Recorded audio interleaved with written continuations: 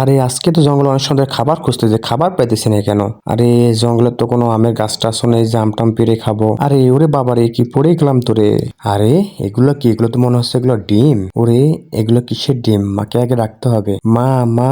আরে আমার ছেলে মনে হয় ডাকতেছে। আমার ছেলেগুলো না দৌড়ে গিয়ে দেখি তো। আরে কি হয়েছে তোমার? মা মা দেখো এখানে কতগুলো ডিম রয়েছে। আরে এগুলো তো বন্য হাঁসের ডিম, এগুলো তো খাওয়া যাবে। চলো এগুলো সবগুলো আগে নিয়ে নেই। চলো বাবা এখন এগুলো সিদ্ধ করে আমরা খাবো। তার আগে তুমি বলে দাও তোমার সৃষ্টিকর্তাকে যদি তুমি ভালোবেসে থাকো তাহলে অবশ্যই ভিডিওটি লাইক দিয়ে চ্যানেলটি সাবস্ক্রাইব করে দিও। এরপর তরমুজের ডিম সিদ্ধ দেওয়ার জন্য তরমুজের মাঝের অংশ তরমুজগুলো আগে পরিষ্কার করতে হবে। দেখো আমি পরিষ্কার করে ফেলেছি। এরপর সবগুলো ডিম এখানে দিয়ে দিব। সবগুলো ডিম দিয়ে দেওয়ার পর এরপর পানি ঢেলে দেব। পানি ঢেলে দিয়ে তরমুজের ঢাকনাটি ঢেকে দেব।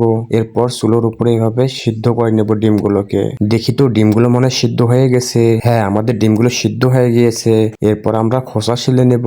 এরপর শিক কাবাবের মতো কাঠি করে আমরা ডিমগুলো ঢুকিয়ে দিব। তারপর আমরা সুন্দর মজা করে খাবো। বন্ধুরা তোমরা ভিডিওটি অবশ্যই লাইক দিয়ে চ্যানেলটি সাবস্ক্রাইব করে দিও।